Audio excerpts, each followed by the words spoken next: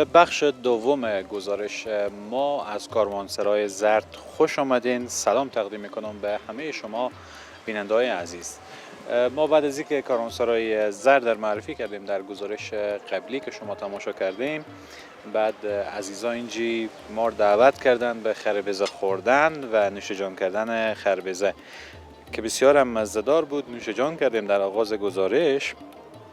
جای شما هم خیلی خالی، یک محیط خیلی خوب اینجا مسجده در واقع که دکاندارا و کسبکارا و تجاری که در اینجا فعالیت میکنن بعد میایم نماز میخونم اینجا و جای خیلی خوبه. درخت توت و اینجا هم خب انارا رو هم باز به تصویر زوم میشه ببینیم که کم کم مایه برسه. درخت اناری هم اینجا شیشته ایم، خربوزه و دیگه چای و همه چیز، یک فضای سنتی و خیلی خیلی خوشاینده.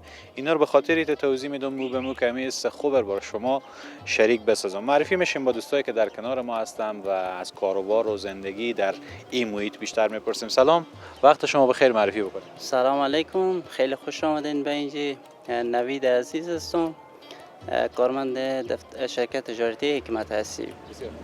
نوید جان، چند سال میشه که به اینجا دکان داریم و در واقع چند سال میشه که رفت آمد داریم به می شهر کهنه و شهر قدیم؟ حدود 9 سال میشه که من اینجا کار میکنم و رفت آمد دارم و با این محیط سر و کار دارم.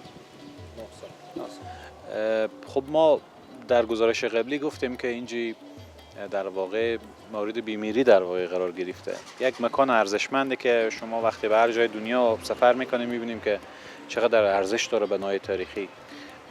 چرا شما فکر میکنید که کم ارزشه به جامعه ما؟ خب این بستگی داره به یکی که مردم میگه کم مهرند نسبت به این فضاها و به این محیط ها، یکی که حکومت یا نمیفهم یا دلگرمی نداره به که اینا رو خواسته باشه بازسازی کنه یا مرمت کنه، یا ای که فعلا شرایط بره از اونا یا مساعد نیه یا امکان از این وجود نداره. به هر حال خب ما ریاست اطلاعات فرهنگ داریم، وزارت اطلاعات فرهنگ داریم، باید به اینا رسیدگی بشه، دیده بشه. هرچند میآین خب بزرگا، چند وقت پیش والی صاحب قبلی که آقای رحیمی بودن آمدن، آقای رؤوفیان بود که رئیس اطلاعات فرهنگرات بود آمدن اینجا، میان میبینن میگن ما این کار میکنیم این کار میکنیم، ولی وقتی که رفتن دیگه پس به مو فراموشی میسپارن دیگه. نمیفهم یاد از اونا میره یا از همون پلان از اونا خارج میشه، به هر دلیل دیگه خبری نمیگیرن، فراموش میشه. یک حس خوبی که داره وقتی در این محیط قدیمی هستیم، ما رو میبره به مو دوران مثلا 20 سال پیش و همون حس خوب ارتضایی میکنه که چی زندگی های خوبی بود با وصف مشکلاتی که بود. ابتدا میخوام سوال بیشتر اینه که شما مقایسه بکنیم زندگی مثلا 20 سال پیش با زندگی های امروز. آیا زندگی های امروز که امکانات هم بیشتر شده، شما همون لذتی که مثلا 20 سال پیش میبردیم و خانه های ما تقریبا شبیه همچین جاهایی بوده، او وقت بیتر بود یا حاله؟ والا حقیقت بگم او وقت کیفیت زندگی فرق میکرد، اون مزه که زندگی میداد یا با او حال و هوایی که مثلا ما با این محیط یا با محیطایی که خانه های ما بود قدیما، همون خانه های گیلی، همون بادگیرای قدیمی که بود، همه چیزش یک کیفیت، یک لذت خاصی داشت. حالا مثلا ما با این محیط هستیم و با یک محیط مدرن که اگر خواسته باشیم مقایسه کنیم، در محیط های مدرن همه امکانات هست، همه نیازمندی های مدرن هست، ولی اون مزه، اون لذت و کیفیتی که اون سابق دیش واقعیت بگیم حال نداره، کم شده. بله. شما معرفی بکنیم. سلام، حکمت الله محمودی هستم، معاون شرکت حکمت هستی. آقای محمودی چند ساله؟ حدوداً دقیقاً 34 یا 35. خربزه اشته بود مزیه.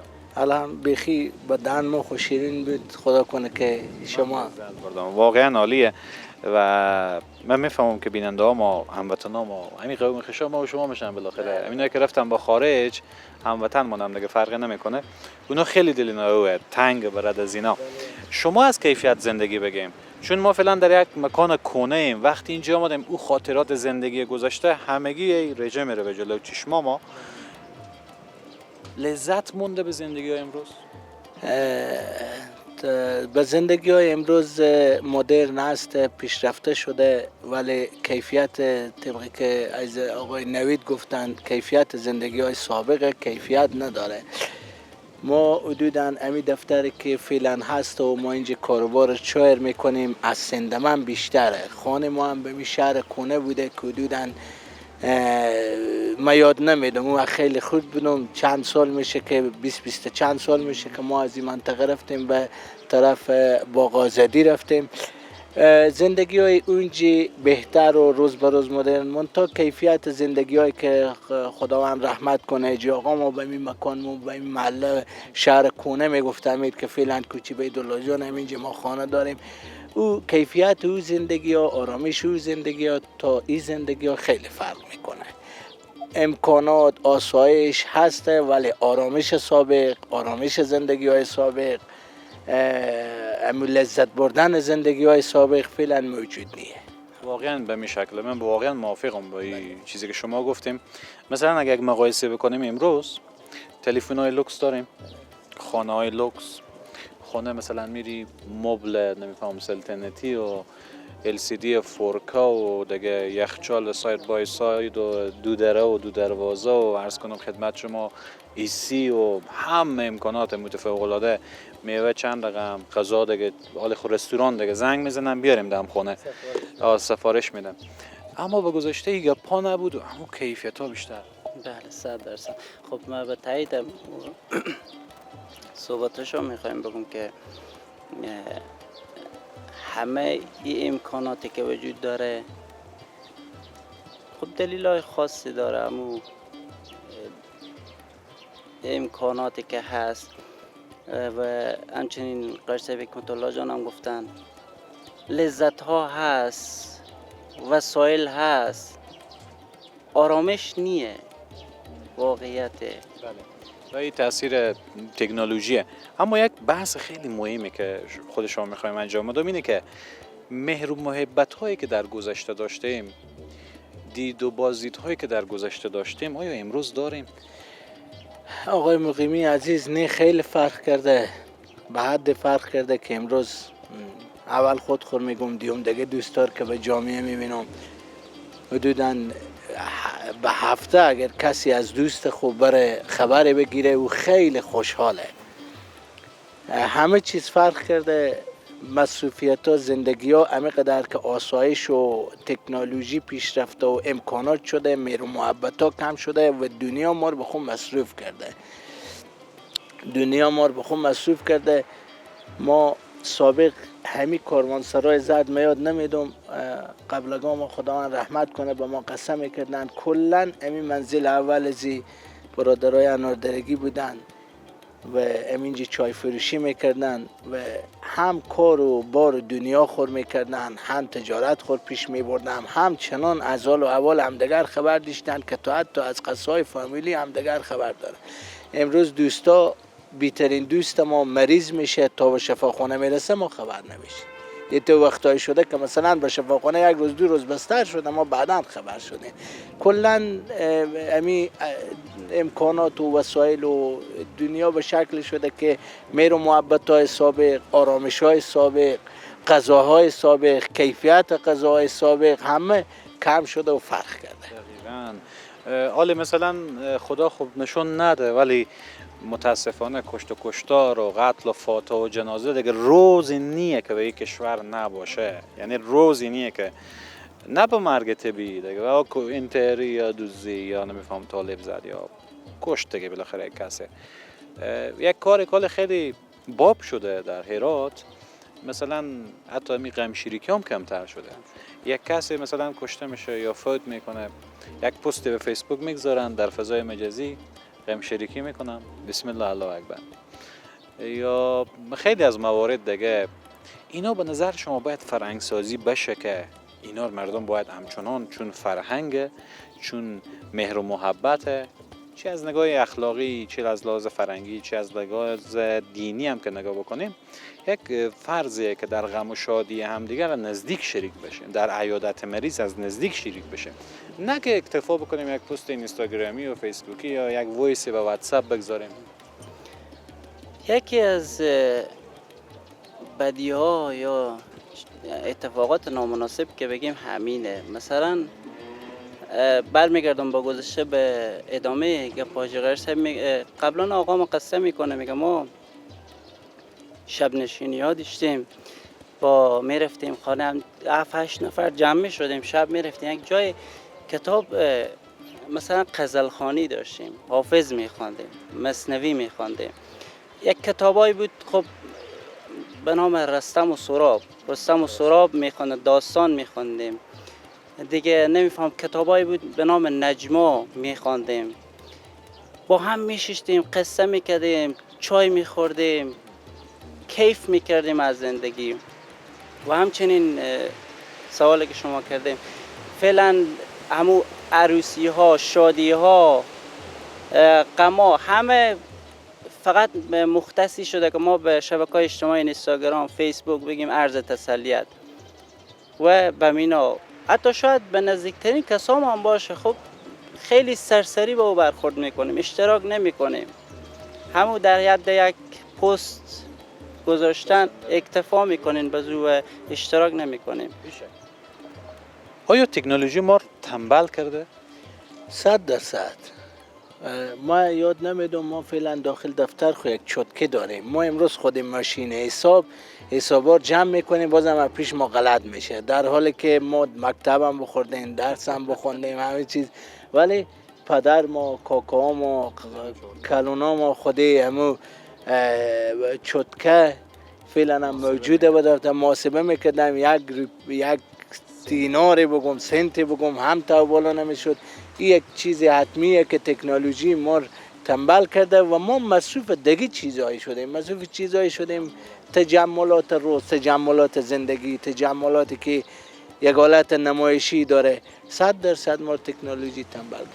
بله، و یک بدی کلانی که داره همین چیزی که شما میگیم، مثلا حالا همه رو میگیم چون این حقیقتیه که همه باید بپذیریم و فرار نکنیم. همه ما و شما تمام تلاش ما اینه که مثل که یک رقابت دویش باشه، همه ما اول شیم. مثلا به هر چیز، باز در هرات شاید بیشتر رسم باشه و باب باشه این مسئله که همگی تلاش میکنیم همون یک چیزی که مثلا میه بورس و بازار میشه او همیشه دیشته باشه. بله 100%. همیشه به فکر زینیم که به فکر تجملاتیم، به فکر زینیم که یک چیزی که امروز به بازار آماده همور به دنبال زینیم که چقدر کیفیت داره یا کیفیت چیه. همور فوراً مثلا روز به روز من حال گوشی دارم، پارسال گرفتم، امسال باز گوشی های بالاتر عوض میکنیم، گوشی های بالاتر شده. یعنی رو به زندگی های تجملاتی رفتیم، کیفیت های زندگی ها و کیفیت های همه چیز از بین برفت. بله، در حالی که مثلا با مو گوشی مثلا اگر از برند روز دیگه امروز خب آیفون هم استفاده میکنن، اگر شما آیفون 6 و 7 داشته باشیم همو کارایی داره، 12 هم همو کار میده دیگه. فقط تفاوتش شاید با یک عکس و یا همو که بورس بازار و بین جوانها و جامعه مده.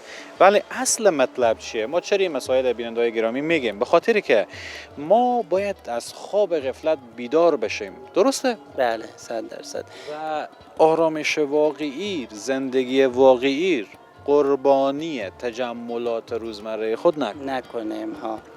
خب تاثیر داره خامخال. مثلا تا ما به شبکه‌های اجتماعی دیدیم، خب رسم فعلا به افغانستان خب کمتر شده، ولی خب دنیای خارج هم میبینیم که حتی طرف میره کلی خور میفروشه به خاطری که بتونه برای اولین بار یا اولین کس مثلا او آیفون رو به دست بیاره چیز روزه. خب خامخوان ما خواسته باشیم نخواسته باشیم اینا میاد داخل جامعه ما هم میاد. همین حال کسایی هست به هرا در تلاش اینن، در کش و قوس اینن که بتونن به زودترین فرصت بتونن یا همون آیفون که جدید میاد به دست بیاره، یا همون سامسونگ که مثلا جدید تولید میشه بتونن، یا موتور مدل روز، یا پلت حتی مثلا اگر جدید شده باشه خواسته باشه بگیره. این وقتی به گذشته ها نگاه میکنیم، به پدران خود، به بزرگایی که ما در تاریخ کشور خود داشتیم، در افغانستان داشتیم، اونا به دنبال چی بودن؟ فکر و ذکر اینا فقط یک کلبه امیت کلبای گیلی و قدیمی بوده، دیگه لقمه نانی بوده و قصی و خیلی نبودن، اما به دنبال معنویت بودن، به دنبال تربیه بودن، به دنبال اخلاقیات بیشتر میگشتن. و امی هر چی من باور اینه که تجملات زیادتر بشه، اخلاقیات زیر پا میشه. چنانچه که مثلا حالا یک زمانی بود در هرات کسی من خود مثلا یاد نمیدونم کسی فساد اداری بشناسه. امروز آنقدر بخ گلو هم میگه ما و شما رو گرفته، چرا مامور مثلا می فساد میکنه؟ به خاطر ما او پرومکس داشته باشه، به خاطر ما فورتینر سوار بشه، به خاطر که ما مثلا خونه لوکسی به سرک باغ زدی داشته باشه یا به قلوردو داشته باشه و دیگه لباس خیلی برندی بپوشه، سفر خارج زیاد بره و اخلاقیات قربانی میشه دیگه. قربانی میشه و همه اینا تاثیر میگذاره رو زندگی، رو نحوه زندگی که ما میکنیم. اینا همه تاثیر میگذاره، تاثیر سو میگذاره دیگه. باعث از این میشه که ما اون لذتی که خواسته باشیم از زندگی ببریم نمیبریم. بسیار عالی.